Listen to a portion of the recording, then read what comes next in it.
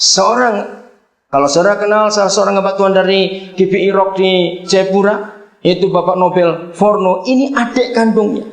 Dia masih guyon dengan saya. Kemudian ini rekaman khotbah Koden 3 season di pembukaan soal kitab. Dia masih guyon dan jabat tangan saya. Jumat jam 12 siang dia masih ngajar. Kelas 2, pelajaran terakhir. Judulnya, temanya panggilan terakhir. Jam 5 sore dia main badminton. Tahu-tahu tergeletak. Nah, teman-temannya berkata, masih ditendang. Jangan guyon kamu di sini, jangan guyon. Mati, saudara.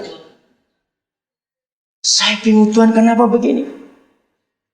SMS pertama dari istrinya itu dikirim hari kemarinnya. Baru saya baca, nggak sampai 5 menit SMS teman-temannya bilang Joshua meninggal. Lu bagaimana saya baru baca SMS-nya? Ya ternyata telat karena 2 hari nggak ada jaringan. Berapa saat kemudian, makin jauh perjalanan saya menuju Manado, SMS anak saya di sini yang di tower itu meninggal. Hari Rabu itu saya masih telepon dia. Dia di rumah saya Sanggalah bilang, Ari tunggu papi. Papi akan datang di Denpasar Sabtu tengah malam atau subuh Minggu. Dia masih ngomong baik dengan saya. Hidup ini singkat, betul. Maka itu jangan kalah dengan setan-setan tadi. Setuju? Merdekakan diri kita dari setan itu. Nah, ayat yang ke-9, inilah satu-satunya ayat dalam seluruh Alkitab yang memberitahu kita apa itu kegunaan uang. Apa?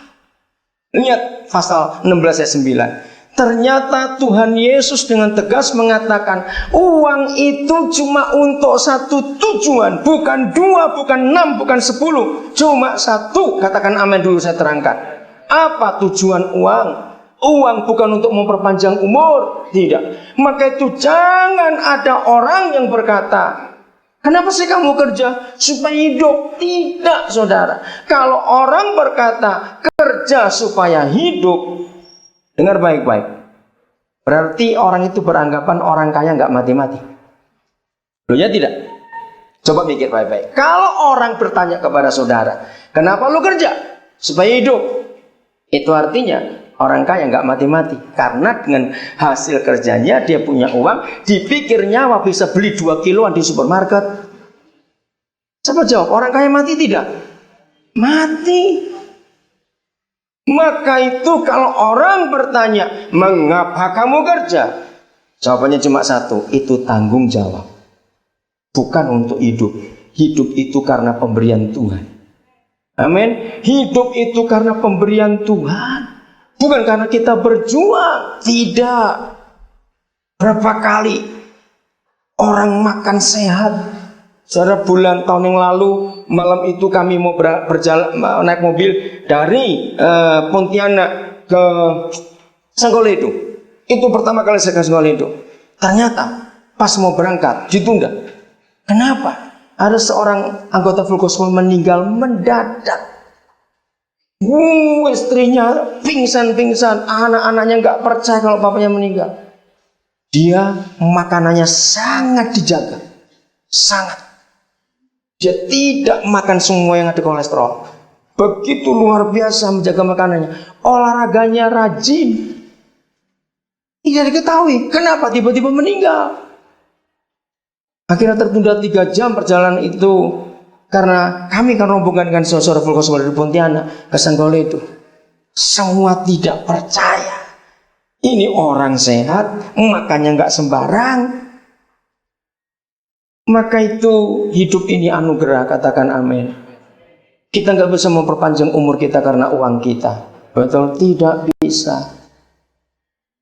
Saya terus mikir hari-hari ini. Orang-orang yang ada dekat saya yang saya kasih, kenapa bisa meninggal cara seperti ini? Sulit dimengerti. Tapi inilah manusia. Kita nggak pernah berdaya dengan keputusan itu. Kita bisa nunda perjalanan kita, betul? Kita bisa membatalkan rencana kita. Tapi untuk panggilan pulang ke surga, nggak ada seorang pun bisa menunda atau membatalkannya. Amin. Maka itu hati-hati. Nah, inilah uang. Lihat ayat 9. Ternyata uang cuma satu tujuannya, untuk mengikat persahabatan. Katakan amin.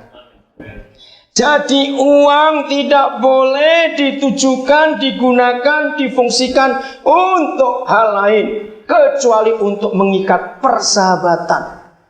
Nah, di dalam bahasa Injil jawabannya uang itu untuk penginjilan. Amin kan? Jangan pelit. Nah, yang pelit pasti nggak mau amin, kok enak. Justru bersahabat itu pakai uang ini. Uang bukan untuk hari tua, uang bukan ini. Contohnya, maaf, kalau masih ada di antara saudara yang sampai hari ini punya anggapan, kalau orang tanya, kenapa kamu nabung? Ya, secara umum ini jawabannya, untuk jaga-jaga, siapa tahu. Ayo, siapa pernah ngomong gitu bertobat malam ini? Kalau uang saudara simpan untuk itu, terjadilah tiba-tiba anak masuk rumah sakit, tiba-tiba ini operasi, karena memang dijagakan untuk jaga-jaga. Salah. Jawabannya begini, kenapa kamu simpan uang? Kenapa tabung? Yang punya belum nyuruh aku untuk apa? Ini baru diaminkan, coba. Yang punya kan Bapak. Betul, semua ini kan pinjam. Pak Yaakob Nawawi pernah ngomong gini, gigi aja pinjam, lahir ompong, mati ompong. Oh betul juga. Jangan sampai lahir giginya penuh Dracula, itu anak nanti ketakutan kita. Gigi saja pinjam.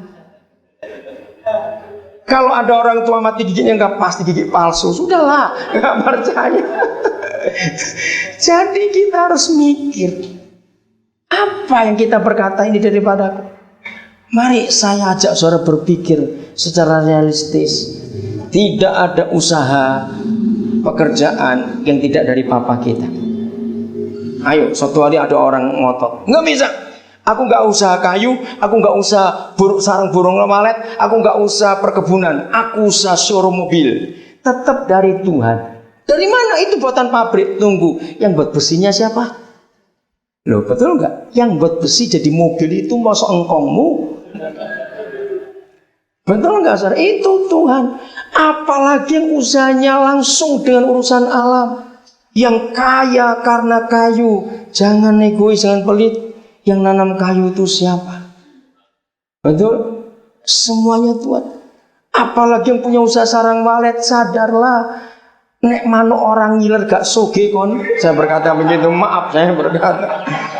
Kalau burung itu tidak keluar liurnya gak akan kaya. Cuma karena liur burung aja kaya itu sombong, itu saya gak ngerti. Otak apa yang dipakai? Maaf ini saya berkata. Betul nggak? Saudara, usaha apa saja tetap dari Tuhan. Maaf ya Pak Teguh, saya cuma ngomong rumah makan. Oh, saya rumah makan bukan dari Tuhan. Yang buat beras siapa? Yang buat sayur siapa? Buat daging siapa? Ayo ngomong, usaha apa lagi? Oli. Oke, dari mana itu minyak? Siapa yang buat asalnya? Ayo. Sudahlah, tidak ada usaha yang nggak urusan dengan Tuhan. Asuransi, oke. Yang buat nyawa siapa? Ayo kejar, saya akan kejar saudara balik kalau saudara tanya seperti ini. Yang buat nyawa, iya toh. Kalau kita bisa tukar dengan nyawa ayam, wah panjang umur semua kita ini saudara. Nggak bisa. Jadi uang hanya untuk persahabatan, katakan amin. Tidak untuk yang lain. Jangan uang dipakai untuk yang lain. Saudara, hobi saya itu belikan handphone orang, tapi kalau saudara minta saya nggak akan kasih. Kenapa? Handphone yang saya berikan kepada orang-orang yang saya injili, kalau mereka nggak punya telepon, saya berikan handphone supaya kontak.